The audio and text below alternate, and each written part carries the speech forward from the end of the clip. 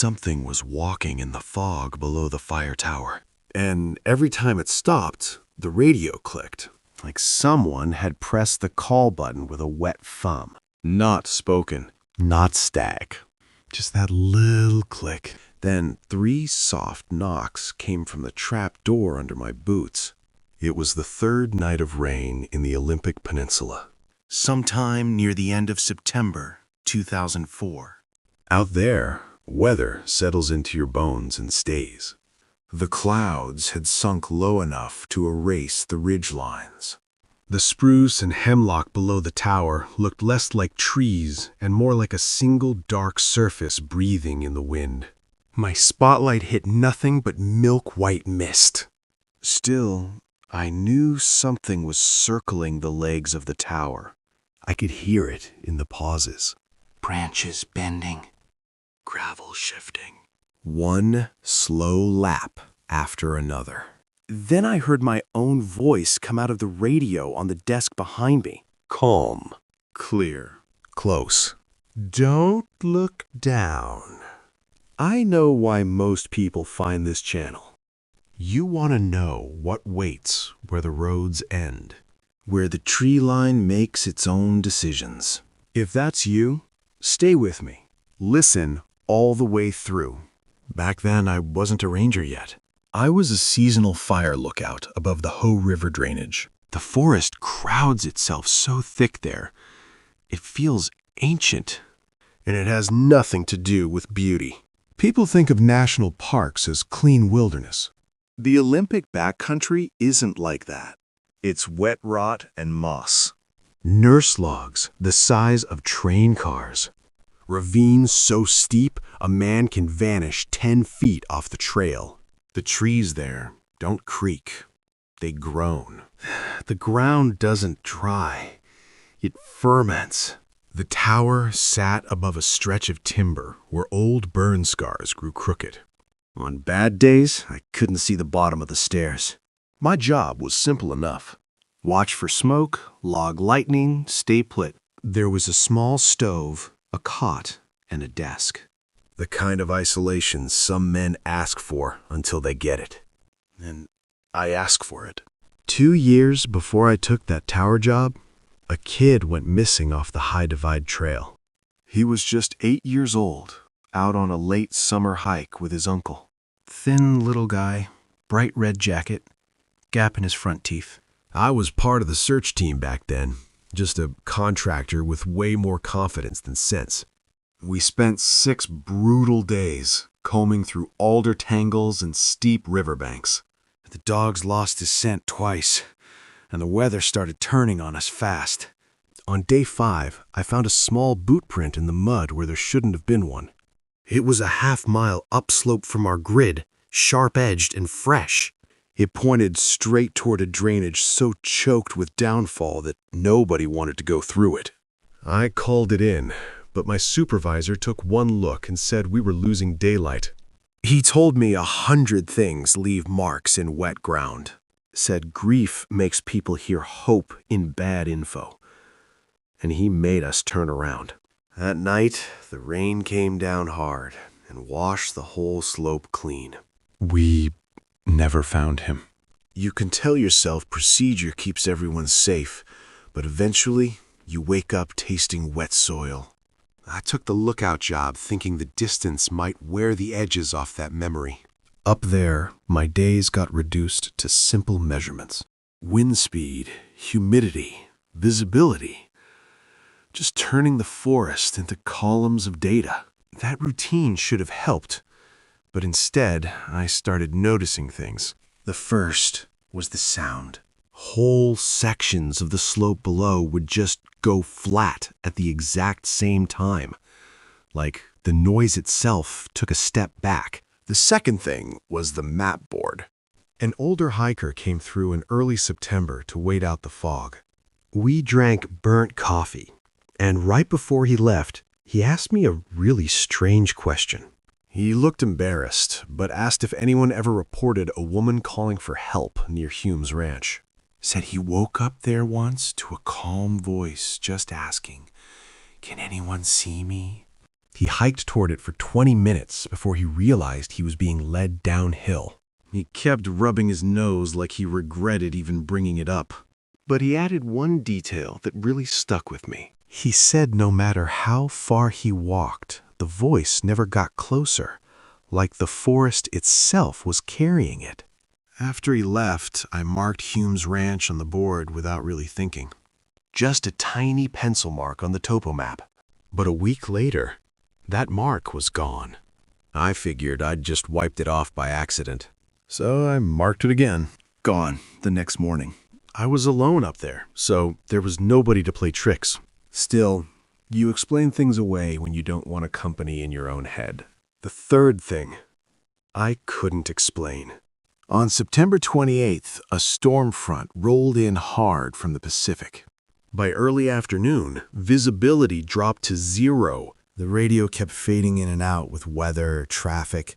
Around 4:30, I got a transmission with no call sign. Just breathing. It was light, uneven, child-sized, I thought then, though I hate that I thought it. I answered twice, no response.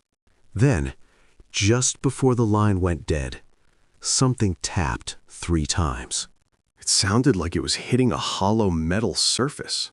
That night, I dreamed the lost boy from High Divide was standing at the base of the tower stairs. He wasn't looking up, just facing the trees, as though someone beside him had his hand. The next morning, I went down to check the perimeter. I found muddy prints on the bottom landing. They weren't boots. They weren't paws. And they definitely weren't bare feet. They were wrong in a way I can't really make useful with language.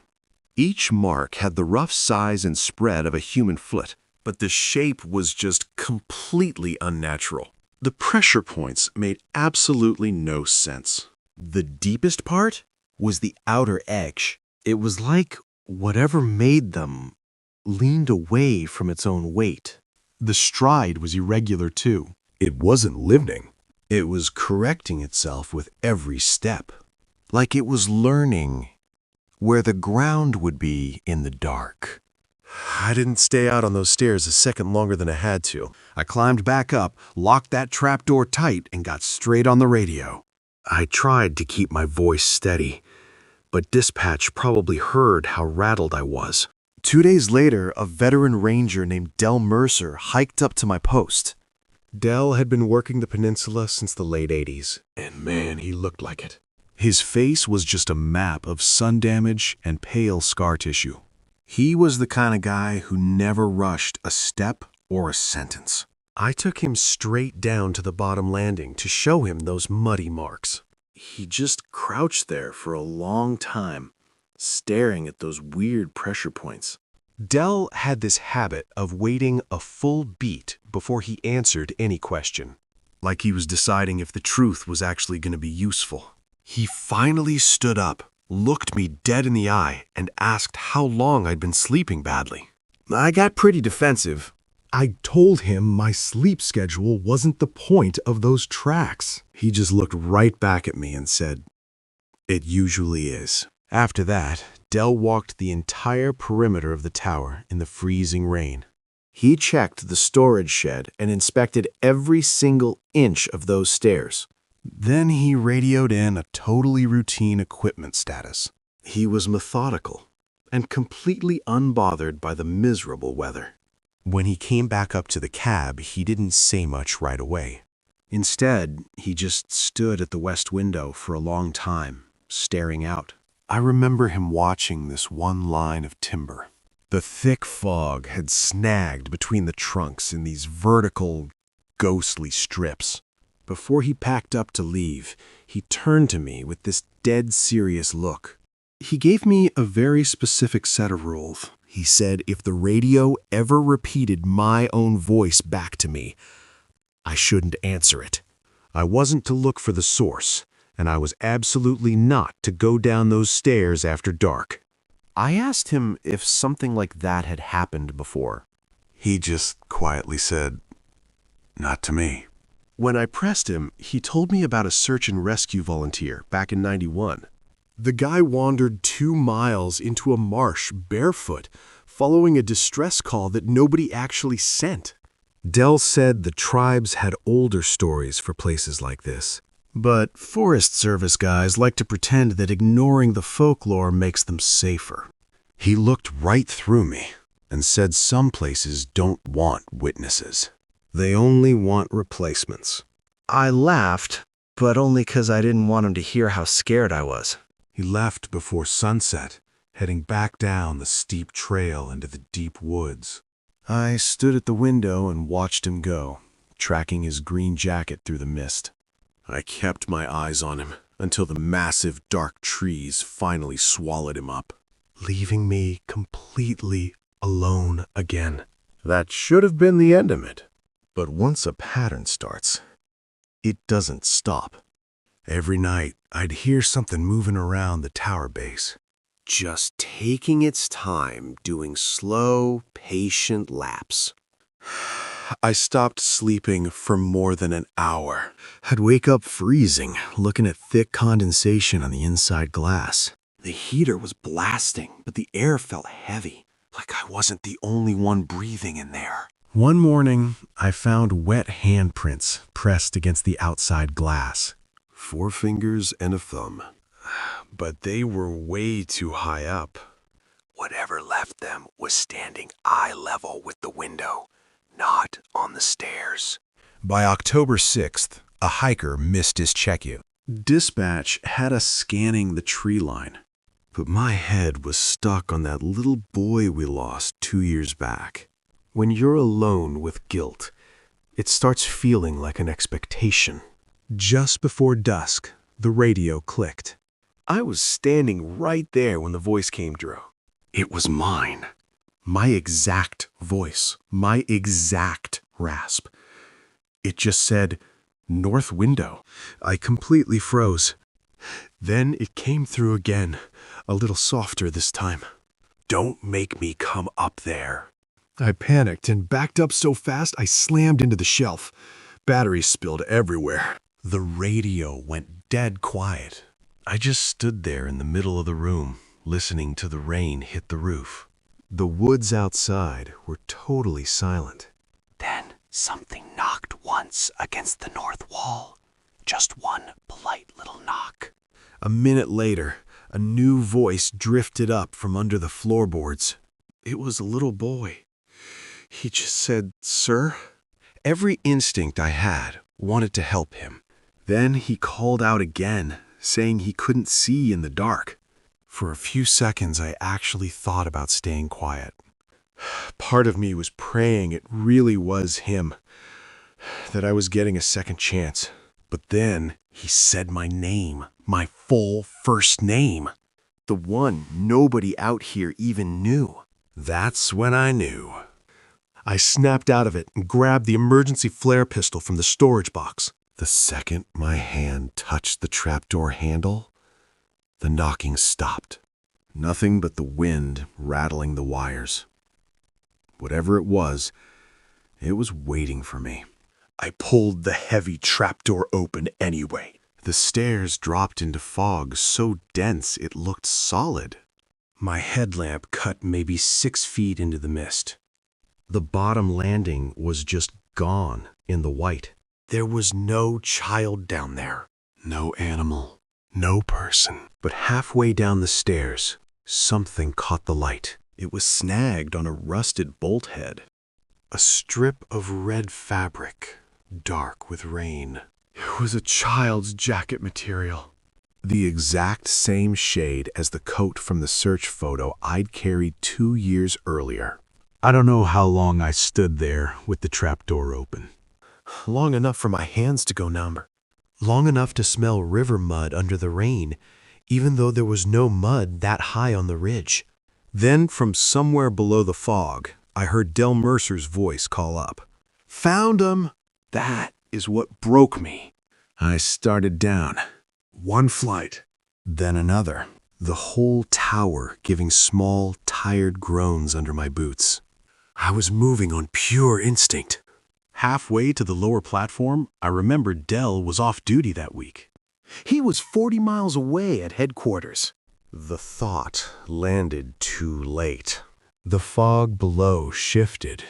I saw a shape moving around one of the tower legs. Upright. Tall.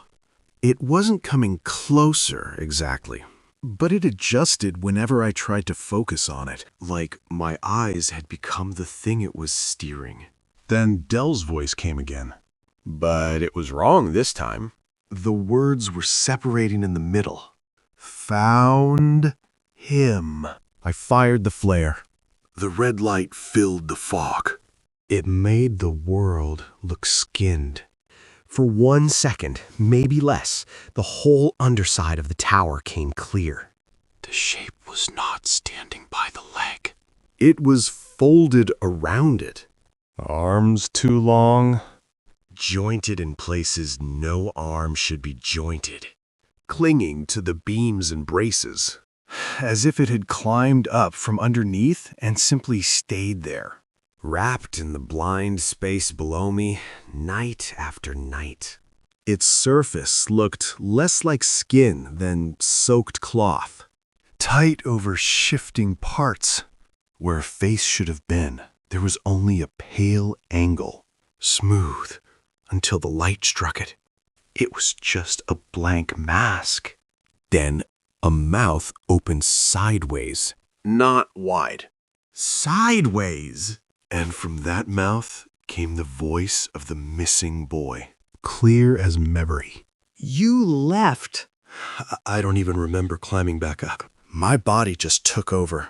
I threw myself through the floor and slammed that heavy trapdoor shut. A simple lock wasn't gonna cut it. I dragged the heavy desk right over the trapdoor. Then I wedged the metal cot against the legs to barricade it. After midnight, the radio just came alive. It was this nightmare of overlapping voices. I heard myself. I heard Dell, and underneath it all, that wet clicking sound, like it was learning how to speak. Then the knocking started, right under the floorboards. It wasn't angry or frantic. It was just patient. 3 knocks. Dead silence. Then 3 more, all the way until dawn. At first light, dispatch called in. I answered like everything was fine. I logged the weather and asked for a relief shift, saying I was sick. I didn't say a word about what was under those stairs. Del Mercer showed up with another ranger just after noon. They walked the whole perimeter below the tower. No weird prints, no marks on the iron. And that torn red fabric? Completely gone. Del came up and asked if I wanted a formal medical eval. I told him no. He just stared at me for a long time. Then he gave this slow nod. He'd already decided he wasn't writing any of this down. I left the peninsula 3 weeks later and never went back. I took jobs way inland, out where the trees actually keep their distance. I just needed to be somewhere that didn't feel like it was watching me. 6 months later, they found that missing Spokane hiker's pack in a creek bed. His map was inside, sealed in plastic. He'd written the same sentence in the margins over and over until the pencil tore the paper. It knows which voice you follow. Del retired a few years later and passed away in 2014. I went to his funeral in uniform. I almost told his daughter about the secrets he carried for the service. But I didn't. Cowardice just ages right along with you. What made me speak now is this. Last month, someone mailed me an old photograph. There was no return address and no note. It was just a plain envelope that dragged me right back to the Hoh. I pulled it out of the envelope with my own hands.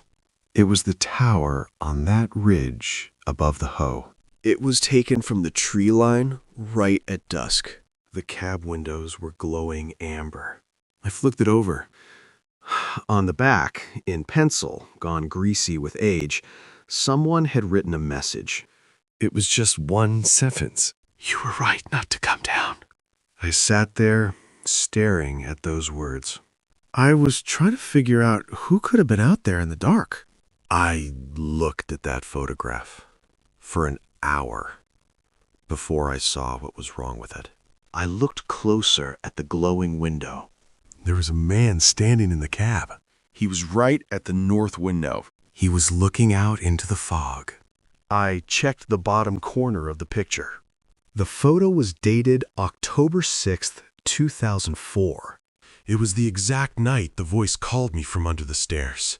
It was the night I barricaded the trapdoor. I was the man in the window. I had taken the picture out of the envelope with my own hands. But the thing that chilled me most wasn't the figure in the tower. It wasn't me. I looked further down the image. I looked down into the shadows of the stairs. It was the second figure. It was halfway up the stairs, looking in. It was unnaturally tall. It was folded around the railing. Its pale face tilted up toward my window. It hadn't just been waiting at the bottom. It had been crying. I set the photo down. The record is complete now. I spoke it out loud, so it can't be buried. Some places don't want witnesses. But I survived. And now, you carried this story too. I didn't burn the photograph, even though every instinct told me to. I locked it away instead. It's the only real proof I've got left. People always ask if I ever went back out there. The truth is, I haven't set foot west of Mount Olympus in 20 years. But I still dream about that deep, fermenting forest. The wilderness out there isn't evil. It's just ancient. It runs on rules written way before we started drawing maps. We walk in thinking we're the observers, but we're the ones being watched. I think about that old fire tower sometimes, just rusting away in the rain. I wonder if the trapdoor still groans in the wind. I wonder if the fog finally claimed the inside. Del Mercer knew the truth better than anyone. He carried it quietly until the day he died. He understood that some mysteries aren't meant to be solved. You just hope they let you leave. I still work outdoors, but I stick to the fire roads now. I keep the trees at a safe distance. But whenever those autumn storms roll in, I feel that old, familiar chill. I can still hear that heavy metal radio clicking in the dark. Just a small noise, but it felt like the whole world closing in. Sometimes, when the house is too quiet, I swear I hear it. If you ever find yourself out near the Hoh River drainage, pay attention to the silence. If the forest suddenly goes flat, don't try to find out why. Just turn around and walk away. We need these wild places to remind us we aren't the masters of everything. There's a real beauty in knowing some corners of the earth still belong to the unknown. We just gotta respect the boundaries. This channel is my record. It's my way of making sure the things in the dark don't get erased. Thanks for listening. Trust your instincts out there. And whatever you do, don't look down. What made me speak now is this. Last month, I got something in the mail. Just a plain envelope. No return address. No note inside. Inside was an old photograph. The paper felt heavy, kind of brittle at the edges. I hadn't seen this place in 20 years, but I knew exactly what I was looking at. It was the tower on that ridge above the Hoh, taken from the tree line right around dusk. Fog was rolling in thick, and the cab windows were glowing amber. I turned it over. There was writing on the back, done in pencil that had gone greasy with age. Just one sentence, written in a hurry. It said, "You were right not to come down." My stomach just dropped. Someone had been out there, watching me the whole time. I sat there looking at that photograph for an hour, just staring at it, trying to convince myself it was a prank. before I finally saw what was wrong with it. There was a man standing in the cad, right at the north window, looking out into the dark, standing exactly where I had been. The photo was dated October 6th, 2004, the night the hiker went missing. The night I locked the trapdoor. I had taken the picture out of the envelope with my own hands. And still, the thing that chilled me most wasn't the figure in the tower. It wasn't the date. It was what was underneath. It was the second one. Halfway up the stairs, folded around the railing, looking in, waiting for